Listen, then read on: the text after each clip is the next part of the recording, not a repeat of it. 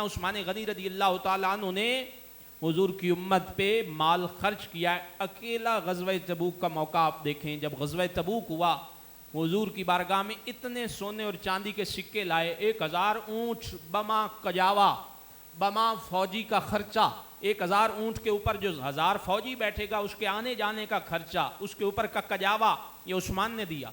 اتنا مال دیا, وہ سامنے سکے آج کے دور میں علماء نے تحقیق کی ہے وہ 3.5 ارب روپیہ بنتا ہے.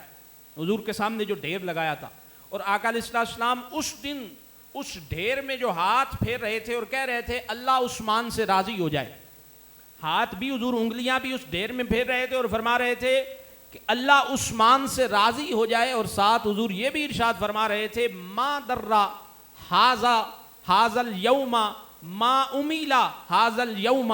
حضور فرما رہے تھے کہ عثمان آج کے بعد جو بھی عمل کرتا رہے عثمان کو کوئی عمل بھی نقصان نہیں پہنچا سکتا ہے, کوئی عمل عثمان کو نقصان نہیں پہنچا سکتا.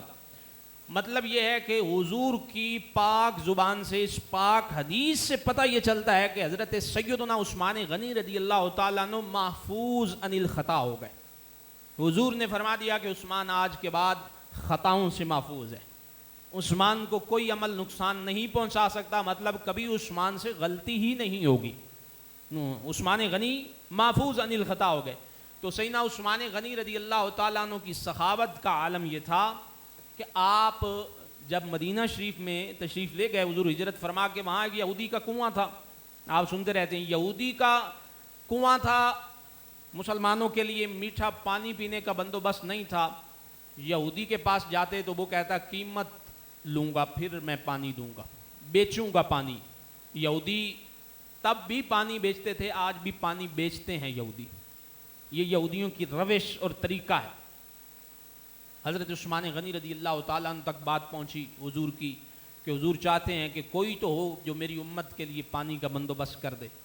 سیدنا عثمان غنی رضی اللہ تعالیٰ عنہ اس کے پاس گئے, بھئی پانی کا کنواں ہے تمہارا, بیچ دو.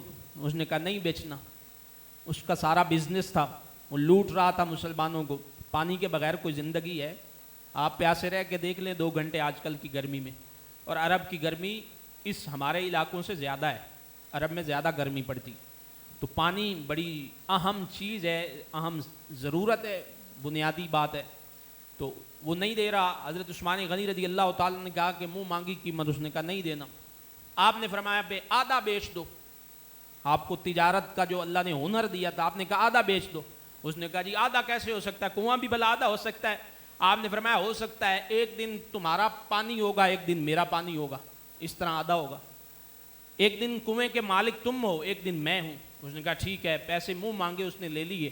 سیدنا عثمان غنی رضی اللہ تعالیٰ عنہ بڑے خوش ہوئے اور پانی کا ڈول بھرا, پہلا ٹھنڈا اور میٹھا پانی ہاتھوں میں اٹھایا. قربان جائیں عثمان غنی کے عشق اور محبت پہ, ہاتھوں پہ اٹھایا اور مسجد نبوی شریف کی طرف چل پڑے. کوئی پوچھتا ہے عثمان پانی کہاں لے کے جا رہے ہو؟ کہا عثمان فرماتے ہیں کہ میرا یہ دل کرتا ہے کہ سب سے پہلے میرے کنویں جو میں نے خریدا ہے اس سے پانی حضور پئیں, سب سے پہلے حضور کے لبوں کو لگے. حضور کی بارگاہ میں پہنچے, حضور کھڑے ہو گئے. حضور کو پتہ چل گیا کہ عثمان کنواں میٹھے پانی کا بندوبست کر کے, بہت بڑی بات تھی. تو حضور خوش ہوئے. حضور نے فرمایا عثمان تجھے مبارک ہو. فرمایا حضور مہربانی اجازت یہ چاہتا ہوں, چھوٹا منہ بڑی بات ہے. حضور میرا یہ دل کرتا ہے کہ میرے ہاتھ ہوں اور آپ کے مبارک لب ہوں. حضور میں یہ پانی آپ کو خود پلانا چاہتا ہوں. حضور مسکرا کے فرمانے لگے عثمان تیری اس خواہش کو پورا کیا جائے گا, لیکن یاد رکھ تو ہے غلام اور میں ہوں آقا, تو ہے امتی اور میں ہوں نبی, تو ہے بندہ اور میں ہوں محبوب. پھر تیری یہ شرط ہے کہ تو اپنے ہاتھوں سے مجھے پانی پلائے گا, میں اس کے بدلے میں انعام تمہیں یہ عطا فرماؤں گا کہ کل قیامت کا دن ہوگا, حوض کوثر کے جام ہوں گے, میرے ہاتھ ہوں گے, عثمان تیرے لب ہوں گے. پھر میرے ہاتھ ہوں گے اور تیرے لب ہوں گے, پھر بدلے میں یہ دوں گا. تو حضرت سیدنا عثمان غنی رضی اللہ تعالیٰ عنہ فرمانے لگے حضور اس سے بڑا نفع والا سودا کون سا ہو سکتا ہے. سیدنا عثمان غنی رضی اللہ تعالیٰ عنہ کی یہ شان ہے کہ آپ نے پھر وہ کنواں خرید لیا. جس دن یہودی کی باری ہوتی تھی کوئی نہیں جاتا تھا, حضرت عثمان نے اعلان کر دیا تھا اپنا ہے یا پرایا ہے. غیر مسلم بھی رہتے تھے, یہودی بھی رہتے, ان کو بھی پانی بیچتا تھا. اپنا ہے یا پرایا ہے, آپ نے فرمایا کہ جس دن عثمان کی باری ہوگی بغیر قیمت کے عثمان کے کنویں سے آگے پانی پی جاؤ. اس کا کاروبار ٹھپ ہو گیا, اس کی باری پہ جاتا ہی کوئی نہیں ہے. اس نے کہا عثمان مجھ سے آدھا بھی خرید لے. یوں سیدنا عثمان غنی رضی اللہ تعالیٰ عنہ نے پانی کا بندوبست کیا. حضور نے فرمایا عثمان تو جنتی ہے. کئی مقامات پہ حضرت سیدنا عثمان غنی رضی اللہ تعالیٰ عنہ نے حضور سے جنت خریدی ہے. مسجد نبوی کی توسیع کی باری آئی, سیدنا عثمان غنی نے مسجد نبوی کو زمین لے کر دی. اور میں آپ کو پتہ ہے, یہ آپ حدیث سن چکے ہیں کہ جو نیکی کا کام کرے یا کسی کو نیکی کی بات کرے یا کسی کو ترغیب دے, جب تک نیکی ہوتی رہے گی اس کو ثواب ملتا رہے گا. مسجد نبوی وہ مسجد ہے جس جگہ پہ 70,000 فرشتے صبح آتے ہیں, 70,000 شام آتے ہیں. وہ مسجد ہے جس میں ایک نماز پڑھنے پہ 50,000 نمازوں کا ثواب ہے. وہ مسجد ہے جس کے سجدوں کے لیے امت ترستی ہے. وہاں پر قیامت تک کے لیے جو سجدے ہوتے رہیں گے اللہ اس کا ثواب عثمان غنی کو بھی عطا فرماتا رہے گا. یہ عثمان غنی کی شان ہے رضی اللہ تعالیٰ عنہ. سیدنا عثمان غنی رضی اللہ تعالیٰ عنہ.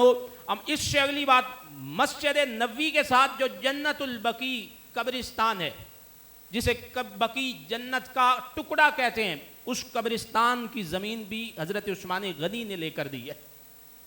سیدنا عثمان غنی نے وہ زمین لے کر دی ہے. اسے عثمان کہتے ہیں جس نے حضور کی امت کو جنت کا ٹکڑا خرید کے دیا, اسے عثمان کہتے ہیں.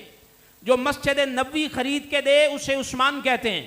جو پانی کا بندوبست کرے اسے عثمان کہتے ہیں. جس کے نام کا آج بھی بینک اکاؤنٹ فعال ہے, ایکٹیو ہے, اسے عثمان کہتے ہیں. جس کے نام پہ آج بھی بیت المال ہے اور وہاں سے چندہ اور وہاں سے پیسہ پوری امت کو پہنچتا ہے, غریبوں مسکینوں کو پہنچتا ہے, اسے عثمان کہتے ہیں. جس کے نکاح میں حضور کی 2 بیٹیاں, اسے عثمان کہتے ہیں.